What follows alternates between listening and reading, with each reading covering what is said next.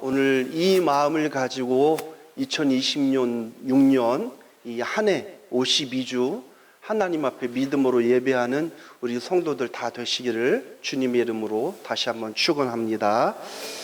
오늘 본문 말씀을 가지고 뜻을 정하여 또 긍휼을 얻게 하신지라, 이런 제목으로 말씀을 나누도록 하겠습니다. 제가 누구 한 사람을 소개하려고 합니다. 1880년 미국 엘라바마주에서 출생을 했습니다. 20세 때 하버드 대학에 입학을 했습니다. 24살에 하버드 대학교 성적 우수 장학생으로 졸업을 했습니다. 이분은 라틴어, 그리스어, 불어에 능통했습니다. 이분의 저서로는 나의 생애, 나의 종교, 신앙의 세계, 암흑을 벗어나 등이 있습니다.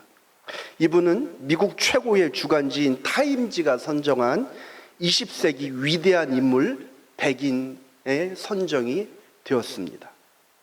혹시 누군지 아시겠습니까? 이렇게 하면 보통 잘 모릅니다. 그런데 다음을 소개해드리면 금방 아시더라고요. 이분은 생후 19개월 때 원인을 알 수 없는 열병을 앓아서 듣지 못하게 되었습니다. 볼 수 없게 되었습니다. 말도 잘 못했습니다. 물이라는 단어를 하나 발음하는데, 정확히 워터잖아요. 이 단어 하나를 정확하게 발음하는데 7년의 세월이 걸렸다고 합니다. 이 사람의 뒤에는 독실한 신앙을 가진 부모님과 설리번이라고 하는 가정교사가 있었습니다. 세계 최초로 학사를 가진 청각장애인, 학사를 가진 시각장애인이 되었습니다. 그리고 일평생 동안 농아와 맹인들을 위해서 헌신하다가 하나님 품으로 돌아갔습니다. 이분 누구죠? 다 아시죠? 헬렌 켈러입니다. 헬렌 켈러. 제가 또 다른 한 사람을 소개해 드리겠습니다. 우리나라 사람입니다.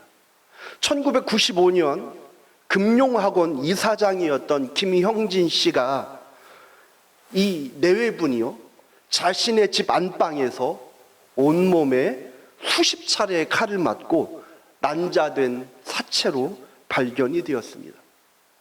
경찰이 수사를 했습니다. 이 사건의 범인이 잡혔습니다.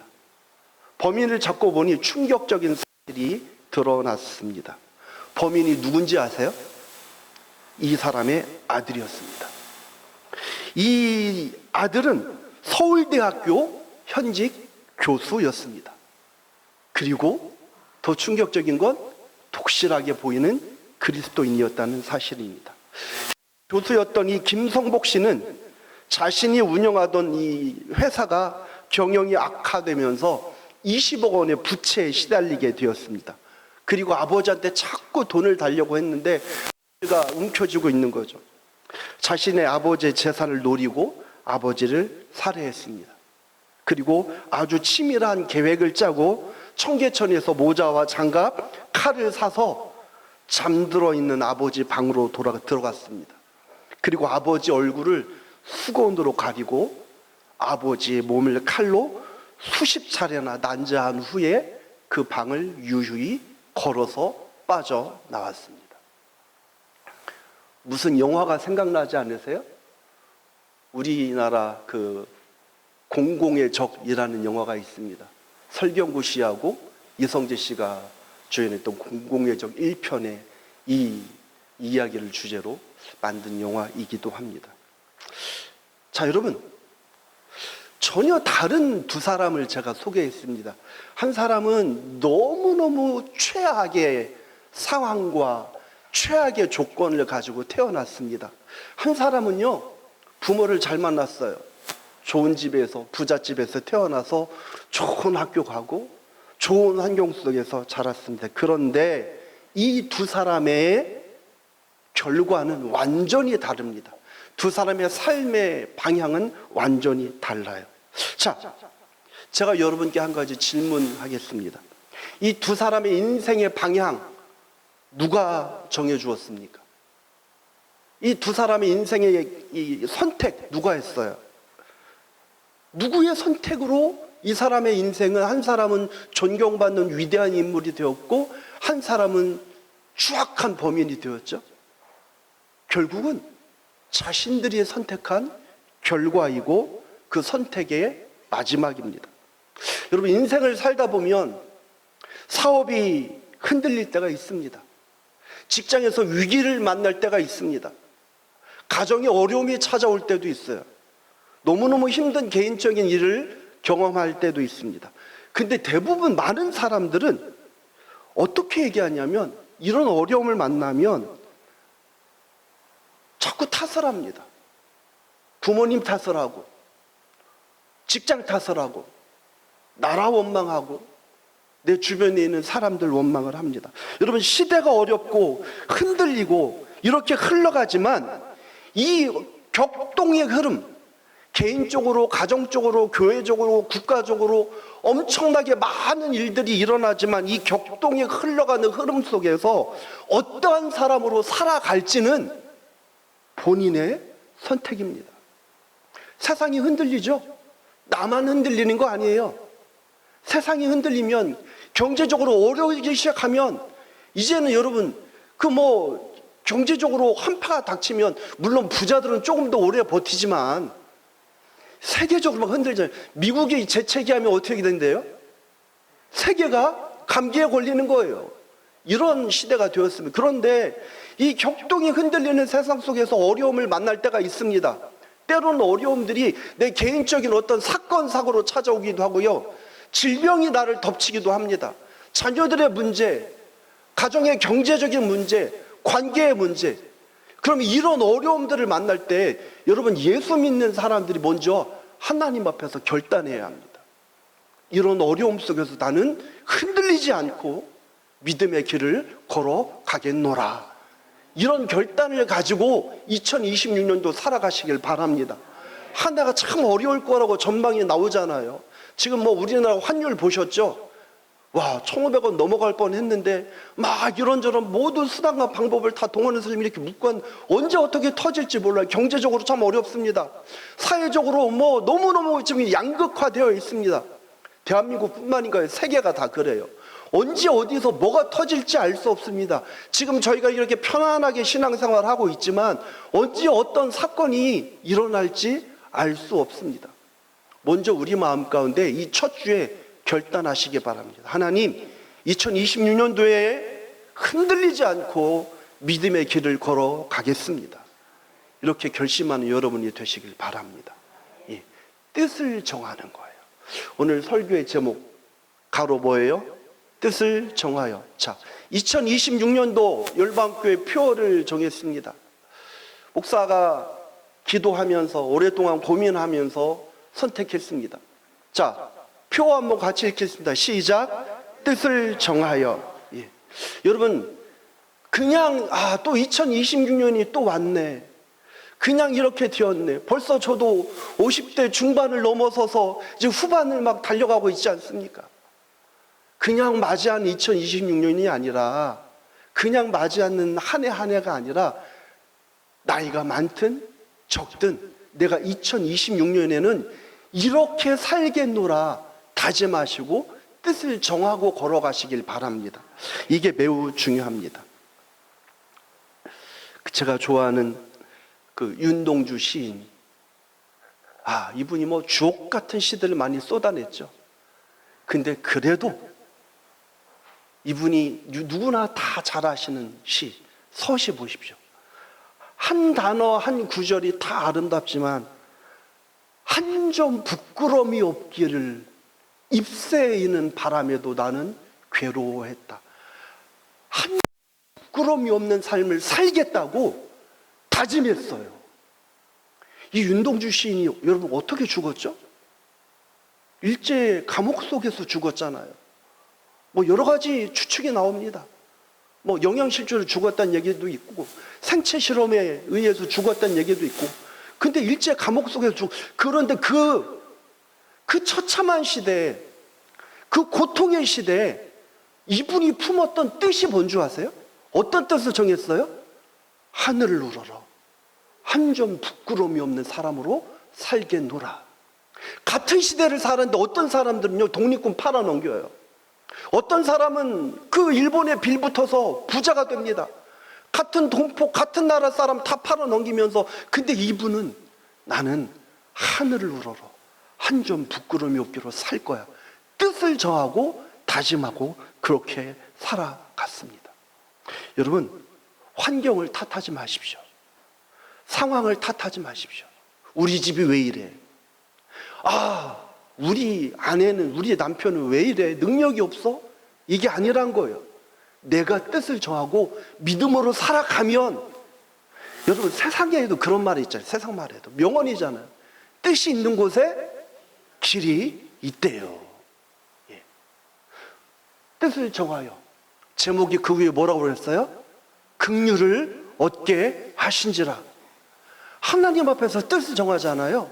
하나님이 은혜와 긍휼을 얻게 하십니다. 오늘 보세요. 1장 9절.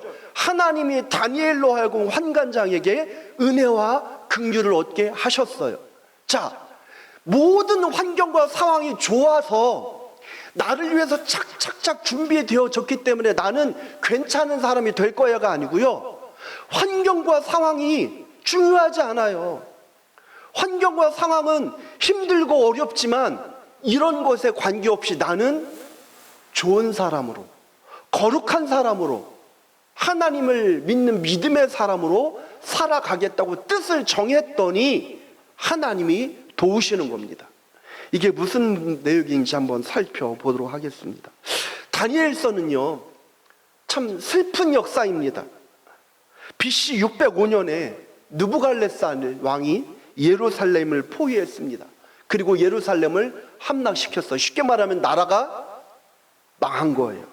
나라가 망했어요. 그리고 거기에 사람들 남겨두고 이제 어떤 정책을 폈냐면 포로들을 끌고 갔습니다. 그런데 어떤 포로들을 끌고 갔냐면 예루살렘의 고위직에 있는, 정계의 중요한 자리에 있는 사람들의 아들들을 끌고 갔습니다. 뭐죠? 쉽게 말하면 그들을 볼모로 잡아간 거예요. 야, 내가 이 나라 직접 니들 간섭하진 않을 테니까 니들은 우리나라에 패했어. 너희들 우리 말 잘 들어. 그러면서 왕의 아들, 장관의 아들, 처관의 아들, 뭐 고위직에 다 잡아간 거예요. 네 아들 내가 데리고 있으니 너희들 말 잘 들어. 이 정책을 편 거죠. 그리고 그 아들들을 전부 다 바벨론으로 끌고 갔습니다. 그리고 거기에서 그들을 가르치기 시작합니다. 이스라엘 사람을 데려다가 바벨론에 가서 그들에게 바벨론의 학문, 바벨론의 문화, 바벨론의 관습을 지도하고 가르칩니다. 이게 바벨론이 폈던 정책입니다. 그때 수많은 사람들이 끌려갔고 그 끌려갔던 이야기를 기록한 책이 다니엘입니다. 그리고 여러분이 아시는 대로 오늘 이 주인공 다니엘이 나옵니다.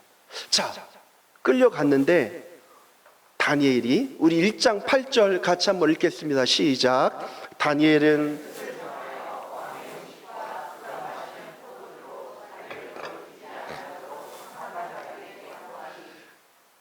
그 이스라엘 나라 중에서 그들을 데려와서, 근데 다 똑똑했어요. 얼마나, 여러분 뭐 우리나라 보면 아시잖아요. 뭐 지금 정치권에서도 자꾸 되는 것들이 뭐 어떻게든 아이들 뭐 서민 얘기하고 막 하지만 본인의 자식들은 다 미국으로 보내고 황제 유학시키고 하잖아요. 근데 고위직에 있는 사람들인 이 시대인 사람들이 얼마나 좋은 교육을 받았겠어요. 이 끌려간 아이들이 얼마나 똑똑했겠습니까? 바벨론에서 포로로 잡아갈 때 뭐 바보같이 이런 사람들 잡아가지 않았을 거 아니에요. 똑똑한 아이들 다 데려갔어요. 그 똑똑한 아이들 데려가가지고 바벨론화 시키려고 그들을 데려간 겁니다. 수많은 사람들이 끌려갔는데 바벨론화 시키려는 작업을 했는데 그때 다니엘이 뜻을 정했습니다. 뜻을 정했어요. 어떤 뜻을 정했는가? 나는 왕의 음식과 왕의 포도주를 먹지 않겠다. 왜 그런가? 이 왕의 음식과 왕의 포도주가 뭐가 중요합니까? 근데 여러분, 바벨론은 우상을 섬기는 나라였어요. 다니엘은 마음속에 뭐가 있었냐면 정체성이 있었어요. 어떤 정체성? 나는 누구의 백성이다? 하나님의 백성이라는 정체성이 있었습니다. 여러분, 정체성은 정말 중요합니다. 내가 누군가를 알아야 합니다. 여러분들 누구세요? 우리 여기 계신 분들, 80이 넘으신 어르신들도 계시고, 저 이제 7살 아이도 있고, 고등학생도 있고, 20대 꿈이 창창한 청년들도 있잖아요. 근데 여러분, 우리 모두 남녀노소 관계없이 저와 여러분들은 하나님의 백성입니다. 이 사실을 반드시 기억하시길 바랍니다. 다니엘이 정체성이 있어요. 나는 이스라엘 사람이야. 나는 하나님의 백성이야. 하나님이 우상 앞에 절하지 말라고 했으니 나는 우상에게 제사한 음식을 먹지 않을 거야 라고 결심을 한 겁니다. 여러분, 한번 생각해 봅시다. 상식적으로 포로로 끌고 왔는데, 보통 우리가 전쟁 포로가 되면 좋은 대우를 받습니까? 나쁜 대우를 받습니까? 나쁜 대우 받아요. 죽이지만 않아도 그냥 먹고 살게만 해줘도 좋아요. 그런데 포로로 달려온 그 소년들을요, 나라에서 호텔에 재워주고 좋은 음식 먹이고 좋은 거 제공하는 거예요. 그러면 우리가 어떻게 했겠어요? 야, 좋다. 내가 비록 포로로 끌려왔지만 여기서 나를 이렇게 대우해 주네? 괜찮잖아요. 그리고 그쪽 입장에서 나한테 할 만큼 한 거예요. 그러면 우리는 그쪽이 나한테 이렇게 해줬으니 나도 그쪽의 말을 듣는 것이 인지상정입니다. 그런데 다니엘이 몰랐을까요? 알았지만 다니엘은 뜻을 정했어요. 바꿀 수 없는 정체성, 바꿀 수 없는 가치가 있었습니다. 그게 뭐냐면 나는 하나님의 백성이라는 정체성입니다. 나는 하나님의 자녀라는 가치입니다.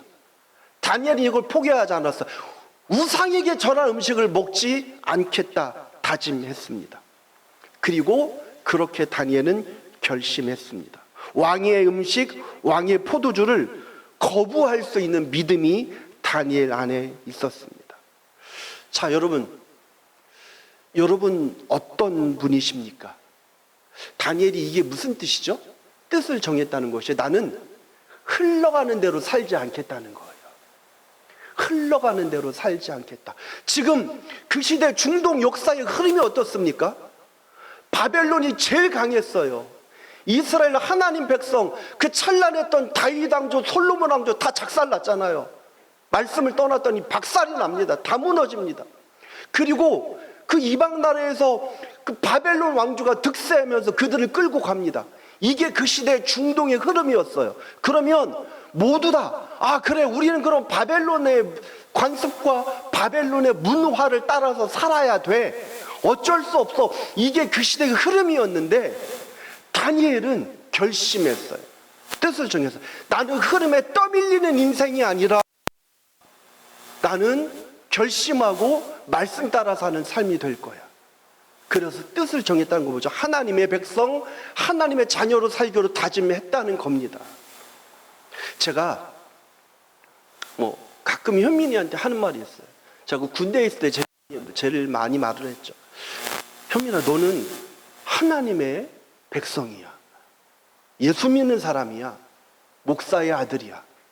이게 뭐죠? 정체성인 거예요. 내가 누구인가? 여러분이 어떤 사람인지 한번 들여다보시기 바랍니다. 어떤 사람은 사업하는 사람도 있고, 어떤 분은 직장을 다니는 사람도 있고, 어떤 분은 돈이 많고, 어떤 분은 조금 더 돈이 없고, 어떤 분은 건강하고, 어떤 분은 병들었을 수 있어요. 그런데 그것보다 훨씬 더 중요한 가치가 있다는 겁니다. 내가 하나님의 자녀라는 사실. 이 사실을 잊지 않기를 바랍니다. 이 믿음 위에서 2026년을 걸어가시길 바랍니다. 다니엘이 뜻을 정했다는 건 이거예요. 나는 하나님 백성으로 살아갈 거야. 왕의 음식, 왕의 포도주 좋잖아요. 얼마나 좋습니까? 잘 먹고 잘 살고 힘을 얻고 살아가야죠. 근데 다니엘은 그렇게 하지 않았다는 거예요.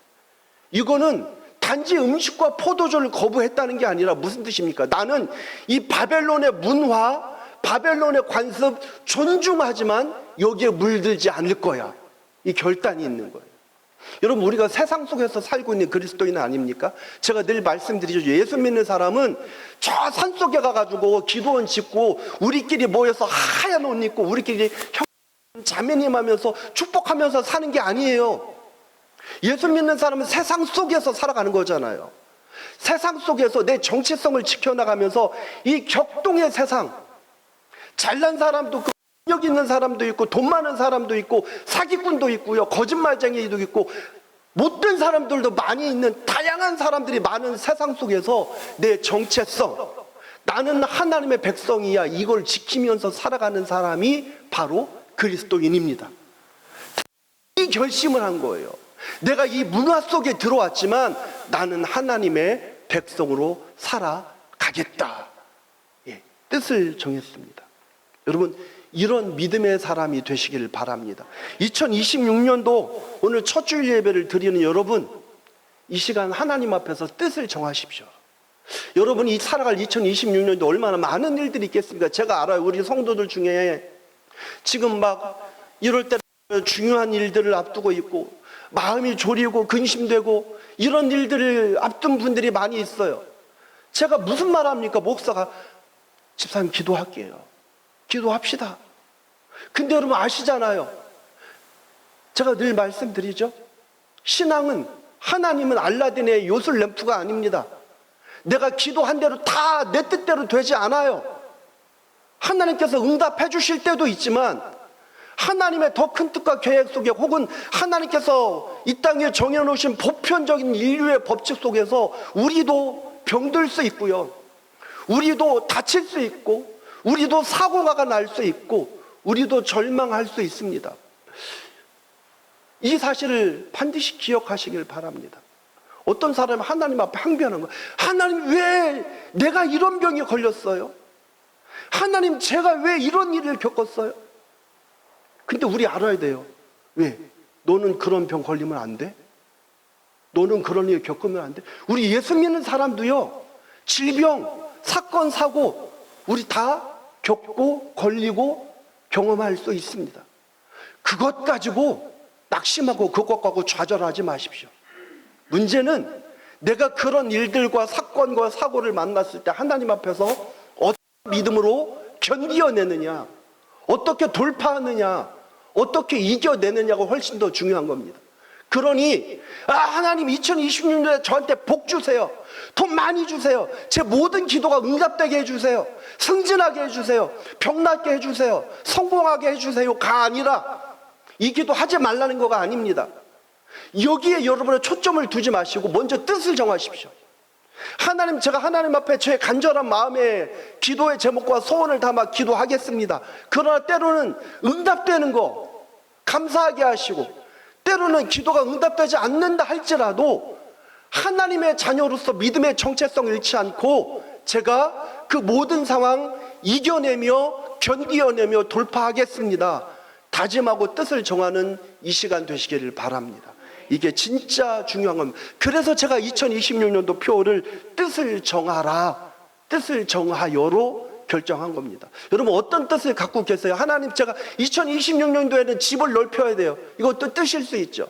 하나님, 제가 2026년도에는 우리 아들 좋은 대학에 보내야 돼요. 제가 2026년도에 돈을 이만큼 모아야 돼요.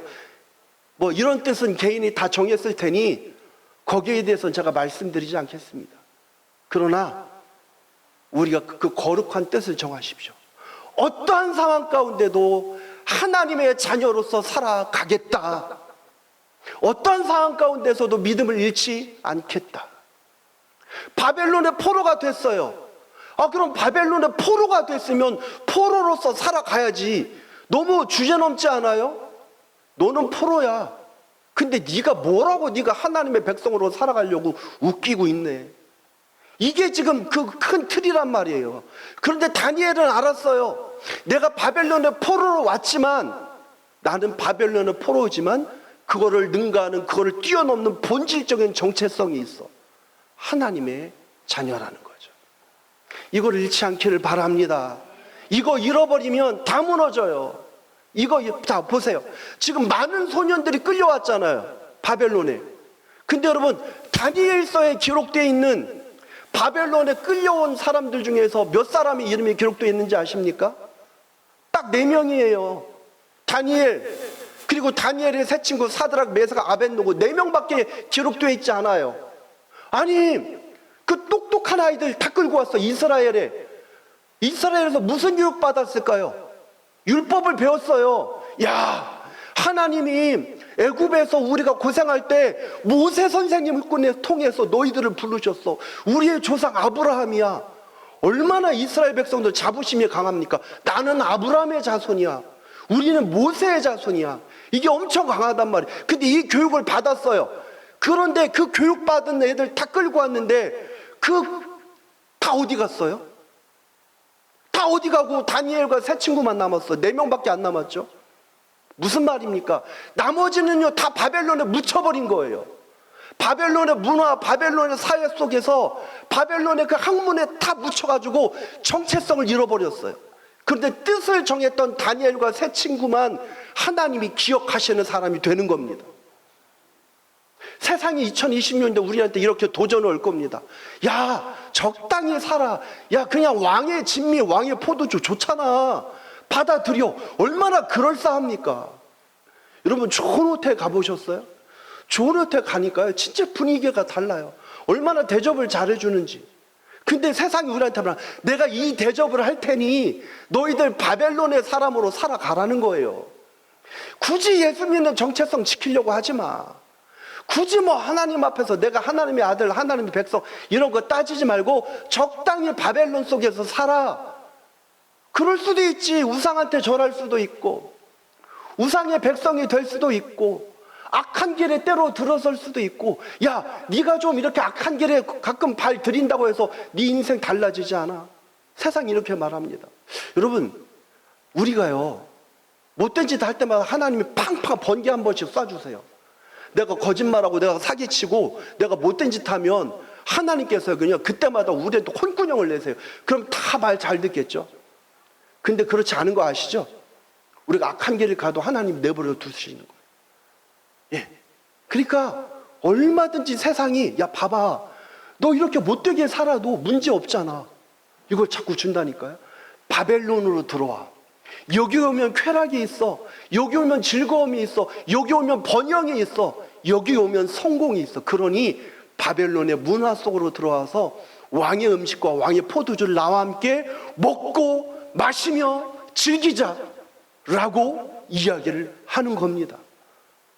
우리 이렇게 함몰되어서 흘러가는 대로 살아가시겠습니까? 아니에요, 여러분. 저 여러분은 하나님의 백성, 하나님의 자녀입니다. 그러니 뜻을 정하십시오. 하나님 앞에서 어떤 상황 가운데서도 믿음을 저버리지 않겠노라. 어떤 상황 가운데서도 하나님을 붙들겠노라. 어떤 상황 가운데서도 예배의 사람이 되겠노라. 뜻을 정하는 여러분이 되시기를 바랍니다. 이렇게 했더니 어떤 일이 일어납니까?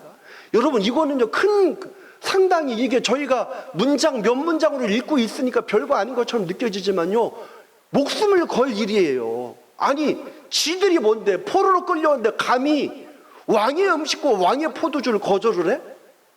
그리고 타협을 하려고 그래? 그리고 딜을 하는 거죠. 딜. 지금 포로하고 왕하고 딜을 하는 거예요. 그러니까 그 왕의 음식을 맡은 포로들을 전담한 사람한테 다니엘이 가서 제안하잖아요. 죄송합니다. 제가 이거 먹지 않겠습니다. 저 같으면요 다니엘을 죽였을 수도 있어요. 건방지게 이게 우리 왕이 너한테 베푼 은혜를 네가 무시해? 죽어. 아무것도 아니죠. 포로 목 치는 거 어렵습니까? 근데 어떤 일이 일어나죠? 환관장에 구했더니 1장 9절 다시 한번 읽습니다. 시작. 하나님이